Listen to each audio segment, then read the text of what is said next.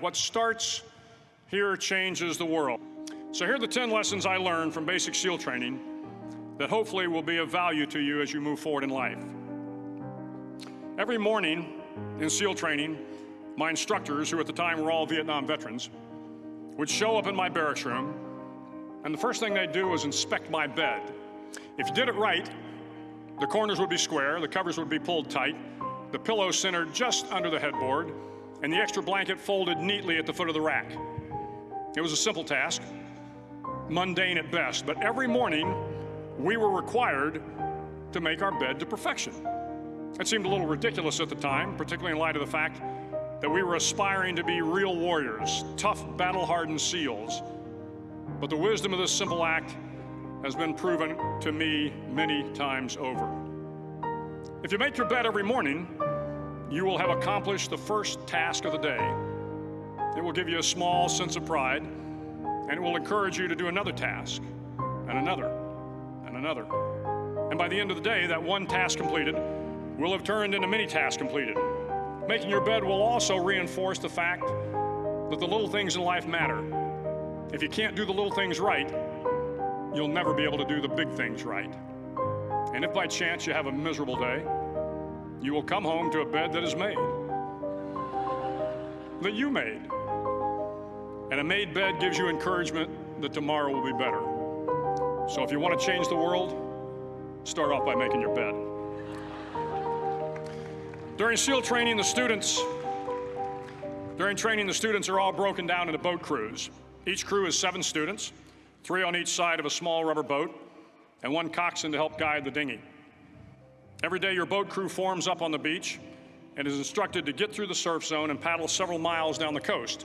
In the winter, the surf off San Diego can get to be 8 to 10 feet high, and it is exceedingly difficult to paddle through the plunging surf unless everyone digs in.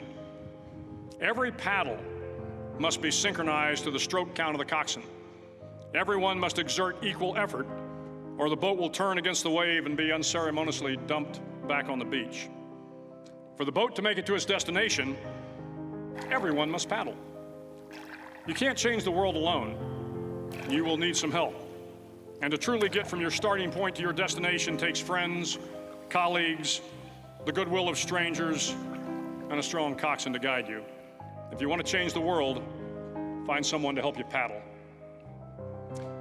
Over a few weeks of difficult training, my SEAL class, which started with 150 men, was down to just 42. There were now 6 boat crews of 7 men each. I was in the boat with the tall guys, but the best boat crew we had was made up of the little guys, the Munchkin crew, we called them. No one was over 5'5". The Munchkin boat crew had 1 American Indian, 1 African American, 1 Polish American, 1 Greek American, 1 Italian American, and 2 tough kids from the Midwest.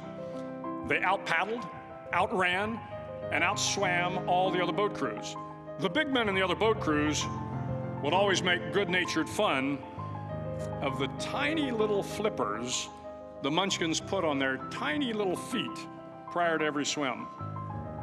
But somehow these little guys from every corner of the nation and the world always had the last laugh, swimming faster than everyone and reaching the shore long before the rest of us.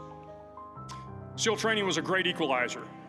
Nothing mattered but your will to succeed, not your color, not your ethnic background, not your education, not your social status. If you want to change the world, measure a person by the size of their heart, not by the size of their flippers. Several times a week, the instructors would line up the class and do a uniform inspection. It was exceptionally thorough. Your hat had to be perfectly starched, your uniform immaculately pressed, your belt buckle shiny and void of any smudges. But it seemed that no matter how much effort you put into starching your hat or pressing your uniform or polishing your belt buckle, it just wasn't good enough. The instructors would find something wrong. For failing the uniform inspection, the student had to run, fully clothed, into the surf zone, then wet from head to toe, roll around on the beach until every part of your body was covered with sand. The effect was known as a sugar cookie. You stayed in the uniform the rest of the day, cold, wet, and sandy. There were many a student who just couldn't accept the fact that all their efforts were in vain, that no matter how hard they tried to get the uniform right, it went unappreciated. Those students didn't make it through training. Those students didn't understand the purpose of the drill. You were never going to succeed. You were never going to have a perfect uniform. The instructors weren't going to allow it. Sometimes, no matter how well you prepare or how well you perform, you still end up as a sugar cookie. It's just the way life is sometimes. If you want to change the world, get over being a sugar cookie and keep moving forward. Every day during training, you were challenged with multiple physical events: long runs, long swims, obstacle courses, hours of calisthenics, something designed to test your mettle. Every event had standards, times you had to meet. If you failed to meet those times, those standards, your name was posted on a list, and at the end of the day, those on the list were invited to a circus. A circus was 2 hours of additional calisthenics, designed to wear you down, to break your spirit, to force you to quit. No one wanted a circus. A circus meant that for that day, you didn't measure up. A circus meant more fatigue, and more fatigue meant that the following day would be more difficult, and more circuses were likely. But at some time during SEAL training, everyone made the circus list. But an interesting thing happened to those who were constantly on the list. Over time, those students who did 2 hours of extra calisthenics got stronger and stronger. The pain of the circuses built inner strength and physical resiliency. Life is filled with circuses. You will fail. You will likely fail often. It will be painful. It will be discouraging. At times, it will test you to your very core. But if you want to change the world, don't be afraid of the circuses. At least twice a week, the trainees were required to run the obstacle course. The obstacle course contained 25 obstacles, including a 10-foot wall, a 30-foot cargo net, a barbed wire crawl, to name a few. But the most challenging obstacle was the slide for life. It had a 3-level, 30-foot tower at one end and a 1-level tower at the other. In between was a 200-foot long rope. You had to climb the 3-tiered tower, and once at the top, you grabbed the rope, swung underneath the rope, and pulled yourself hand over hand until you got to the other end. The record for the obstacle course had stood for years when my class began in 1977. The record seemed unbeatable until one day a student decided to go down the slide for life head first. Instead of swinging his body underneath the rope and inching his way down, he bravely mounted the top of the rope and thrust himself forward. It was a dangerous move, seemingly foolish and fraught with risk.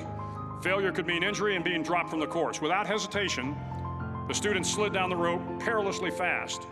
Instead of several minutes, it only took him half that time.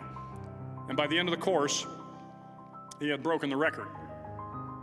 If you want to change the world, sometimes you have to slide down the obstacles head first. During the land warfare phase of training, the students are flown out to San Clemente Island, which lies off the coast of San Diego. The waters off San Clemente are a breeding ground for the great white sharks. To pass SEAL training, there are a series of long swims that must be completed. One is the night swim. Before the swim, the instructors joyfully brief the students on all the species of sharks that inhabit the waters off San Clemente. They assure you, however, that no student has ever been eaten by a shark, at least not that they can remember.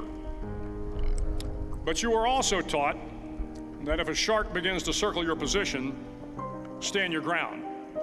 Do not swim away. Do not act afraid. And if the shark, hungry for a midnight snack, darts towards you, then summons up all your strength and punch him in the snout, and he will turn and swim away. There are a lot of sharks in the world.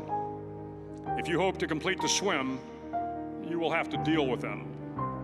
So if you want to change the world, don't back down from the sharks. As Navy SEALs, one of our jobs is to conduct underwater attacks against enemy shipping.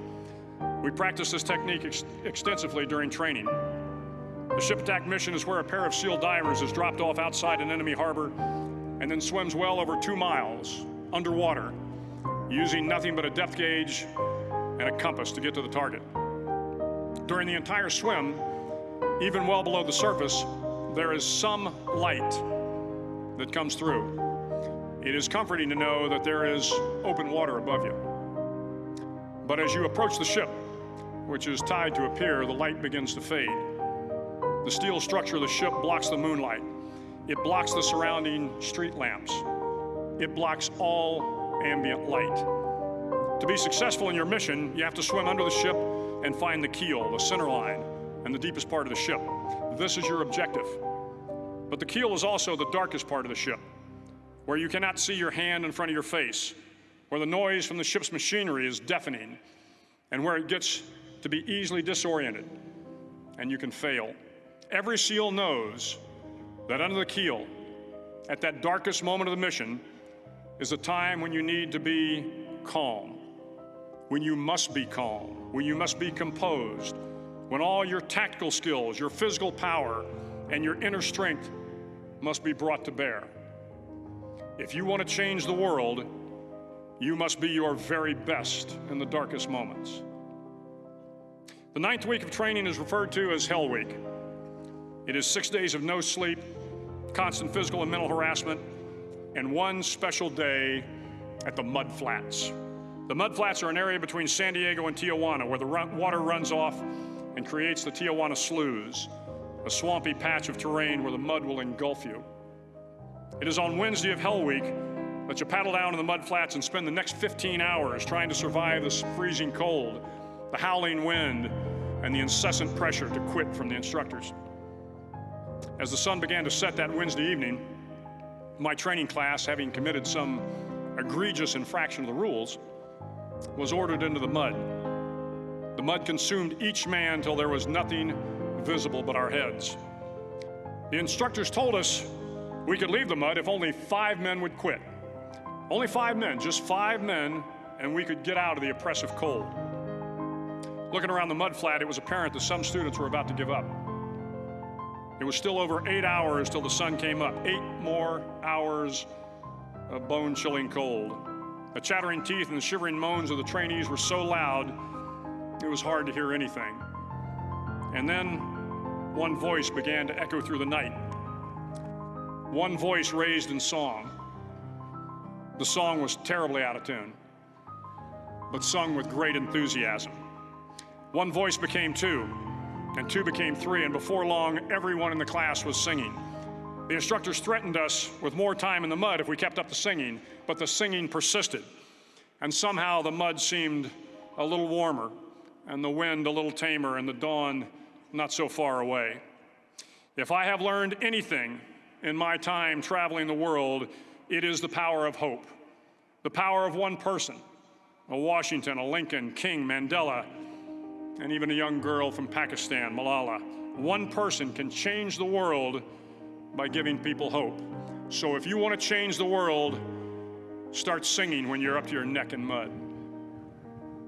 Finally, in SEAL training, there's a bell. A brass bell that hangs in the center of the compound for all the students to see. All you have to do to quit, is ring the bell. Ring the bell, and you no longer have to wake up at 5 o'clock. Ring the bell, and you no longer have to be in the freezing cold swims. Ring the bell, and you no longer have to do the runs, the obstacle course, the PT, and you no longer have to endure the hardships of training. All you have to do is ring the bell to get out. If you want to change the world, don't ever, ever ring the bell. Start each day with a task completed. Find someone to help you through life. Respect everyone. Know that life is not fair and that you will fail often.